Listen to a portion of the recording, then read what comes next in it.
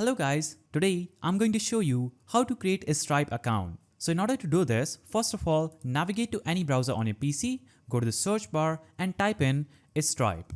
Hit enter and you will see the first search result saying stripe.com, financial infrastructure to grow your revenue. So we'll click on this link. It will open up another page. On this page, click on the sign in button at the top right. Now on this page, you'll have to click on create account button just under this sign in page. So if you're new to Stripe, click on create account and you'll be navigated to this page. On this page, enter your email, enter your full name, choose your country, create a strong password and click on create account.